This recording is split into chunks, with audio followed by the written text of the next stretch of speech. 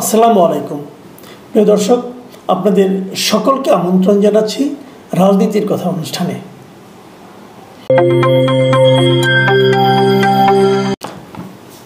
Supreme court আইনজীবী সমিতি, এই সমিতির যে নির্বাচনটা এবার হয়ে গেল মার্চের প্রথম সপ্তাহে, সেই নির্বাচনের ফল এবং নির্বাচন নিয়ে যে নানা ধরনের নাটকীয়তা, এগুলো নিশ্চয়ই আপনার মনে আছে।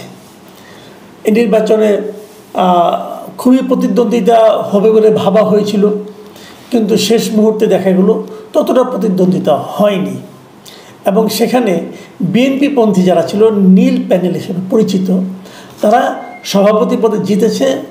জনাব মাহবুবউদ্দিন খোকন উনি জিতেছেন। আর এছাড়া তিনটা পদে, তিনজন সদস্য পদে তারা বিজয়ী হয়েছেন। মোট 14টা পদের মধ্যে 4টি পদে পেয়েছে বিএনপিপন্থীরা, আর বাকি সাধারণ সম্পাদক সহ বাকি 10টা পদে ছিল আওয়ামীপন্থীরা। এই হলো রেজাল্ট।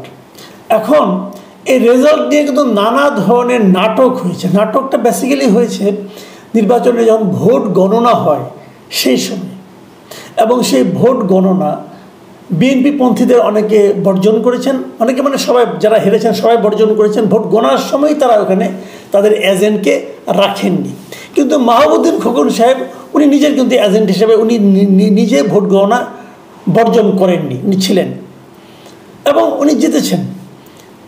এই ঘটনার পর নানা নাটকীয়তা, উনি সভাপতি পদে জিতেছেন, সভাপতির দায়িত্ব নেবেন কি নেবেন না এ নিয়ে আলোচনা, এবং এই আলোচনার মাঝেই বিএনপির যে তাদের যে প্যানেল, মানে তাদের যে আইনজীবী সমিতি যেটা আছে, যে বিএনপির যে আইনজীবী ফোরাম যেটা আছে, তারা এক বিবৃতি দিয়ে মাহবুবউদ্দিন খোকন সাহেবকে এই জাতীয়তাবাদী আইনজীবী ফোরামের, উনি ছিলেন এই ফোরামের সিনিয়র সহসভাপতি, তাকে সেই পদ থেকে অব্যাহতি দিয়েছেন।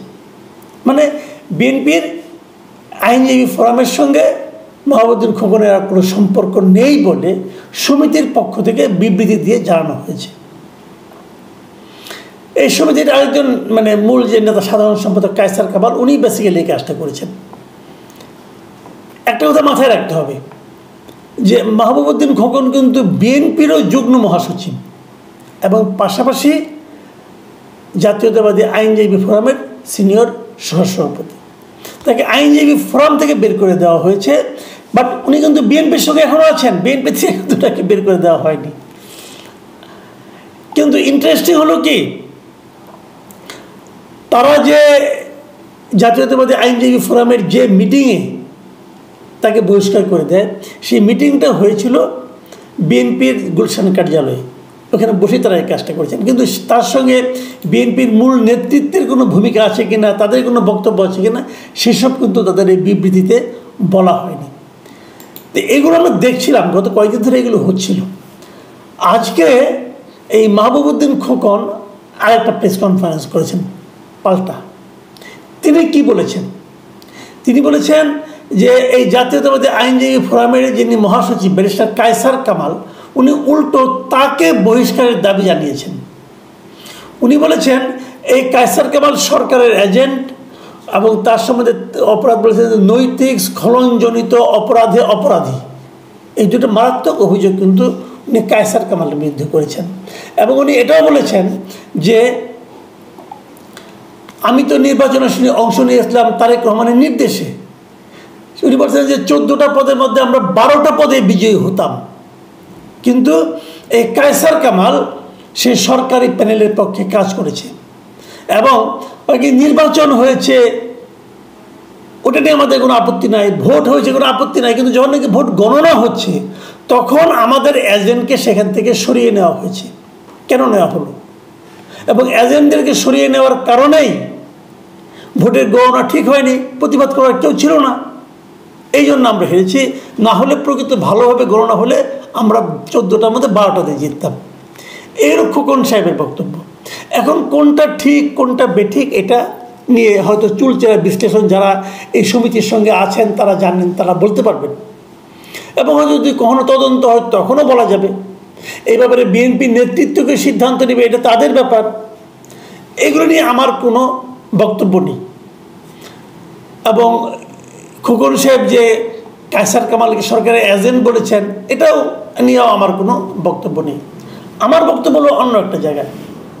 সেটা হলো যে বিএনপি এই মুহূর্তে ক্ষমতার বাইরের একটা দল, তারা সরকারের বিরুদ্ধে আন্দোলন করছে, এবং সেই আন্দোলন যখন কোনো দল করে, সেই দলের যতগুলো সেগমেন্ট আছে, যতগুলো শাখা আছে, যতগুলো মানে আপনার এই মানে পেশাজীবীর মধ্যে তাদের সংগঠন আছে, সবাইকে কিন্তু একত্রিত করার প্রয়োজন হয়, সবাইকে নিয়ে কিন্তু এই কাজটা করা হয় এবং করতে হয়। না হলে সরকার তো একটা বড় ক্ষমতার উৎস, সরকারের পুলিশ থাকে, সরকারের নানা ধরনের সংগঠন থাকে, সরকারের রাষ্ট্রের বিভিন্ন প্রতিষ্ঠানকে সরকার তার মতো করে ব্যবহার করে। তার বিরুদ্ধে যখন আপনি লড়াইয়ে নামবেন, আপনি কিভাবে লড়াইটা করবেন? আপনি কি লড়াই করবেন ক্ষুদ্র থেকে ক্ষুদ্রাধিক হয়ে ওই হোমিওপ্যাথি ওষুধের মতো, যে যত ক্ষুদ্র হবে, ডোজ যত ছোট হবে, তত বেশি কার্যকর হবে? আপনি কি সেভাবে লড়াই করবেন, নাকি সকলকে নিয়ে লড়াই করবেন? সকলকে নিয়ে লড়াইয়ের ব্যাপারটা গুরুত্বপূর্ণ বলেই কিন্তু আমরা দেখেছি যে একই দল না করা সত্ত্বেও বৃহত্তর ঐক্যটা হয়ে যায়, কিন্তু একই দল করে না। এই যে বিভিন্ন গণতন্ত্র মঞ্চ যারা আছে, যাদের সঙ্গে মিলে বিএনপি এখন আন্দোলন করছে, তারা কি বিএনপির আদর্শে বিশ্বাস করে না তো, কিন্তু একটা বৃহত্তর প্রশ্নে তারা একসঙ্গে আন্দোলন করে।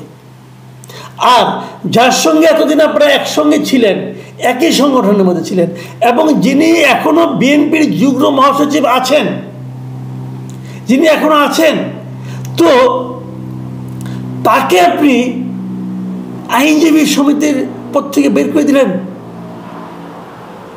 তাহলে এরা বের করে দিয়ে এই যে নিজেদের মধ্যে বিভক্তি, এই নিজেদের মধ্যে বিভক্তির মাধ্যমে আপনারা কি শক্তি অর্জন করলেন? এই শক্তির মাধ্যমে কি আপনাদের চলমান যে আন্দোলন সরকারের বিরুদ্ধে, সেটা কি আরো শক্তিশালী হবে? এই জিনিসটা কিন্তু আমি খুব খেয়াল করছি। কিছু হলেই তুমি বহিষ্কার, কিছু হলেই তুমি আর দলে নাই। তো আপনি এইভাবে নিজেরা যদি ছাড়তে থাকেন, ছাড়তে দলটাকে কোথায় নিয়ে যাচ্ছেন আপনারা? কি স্বার্থ? আচ্ছা, যদি সভাপতি তাকে ভোট দিয়ে পাশ করিয়েছে না, আইনজীবী তাকে তো ভোট দিয়েছে, এখন আপনারা বলছেন তুমি এই পদ গ্রহণ করতে পারবে না। সে যদি গ্রহণ করতে না পারে আপনার কথা শুনে, আপনার দলীয় সিদ্ধান্তের কারণে, ধরা যাক যে ফোরাম বলেছে না তুমি পাশ করলেও তুমি যাইতে পারবে না। আচ্ছা, যদি সেক্রেটারি যদি ক্যান্ডিডেট ছিল, যদি উনিও পাশ করতেন, তাও কি একই কথা বলতেন না তো? আচ্ছা, যারা মাহবুবউদ্দিন খোকনকে ভোট দিয়েছে তারা তো আইনজীবী, তারা তো চেয়েছে সে যাক। তাহলে তাদের যে মতামতটা, এই যে বিপুল ভোটে পাশ করলেন, তাদের মতামতের কোনো মূল্য নেই। এবং আপনারা যাকে বহিষ্কার করেছেন, এই বহিষ্কার আদেশকে আপনারা তাকে দল করেন, ধরে নিয়েছে। যদিও আমি এইভাবে পছন্দ করি না যে পেশাজীবী সংগঠনগুলো কেন মূল রাজনৈতিক দলের সঙ্গে দলের কাছে এতটা বাধা পড়ে যাবে, এটা আমি চাই না, এটা আমি পছন্দও করি না। তবু যেহেতু বাধা পড়েই আছেন, আপনাদের মূল দল থেকে কি সে ধরনের কোনো সম্মতি ছিল? সেটা তো দেখাতে পারেননি আপনারা। তো আমি বলবো এই বিভক্তিগুলি ব্যক্তি স্বার্থে যেন না হয়, এই বহিষ্কার যেন ব্যক্তি স্বার্থকে চরিতার্থ করে না হয়। আমি জিততে পারিনি, আমার লোক জিততে পারেনি, অতএব যারা জিতেছে তারাও ক্ষমতা গ্রহণ করতে পারবে না, এই মানসিকতা আমার কাছে এখন পর্যন্ত খুব যৌক্তিক মনে হয় না। বরঞ্চ আলোচনার মাধ্যমে এটা সিদ্ধান্ত হওয়া উচিত ছিল। যেহেতু আপনাকে দল করেন, আপনি মূল দলকে এর সঙ্গে জড়িত করতে পারতেন, তাও তো করেননি। আমার মনে হয় বিরোধী দল করলেই তার সবটাকে সমর্থন করতে হবে, আমি কিন্তু তা মনে করি না। আমি মনে করি ভালো মন্দ সবারই আছে, ভুল ভ্রান্তি সবারই আছে, এগুলো সতর্কভাবে হ্যান্ডেল করতে হবে। প্রিয় দর্শক, এখন এই পর্যন্তই। আল্লাহ হাফেজ।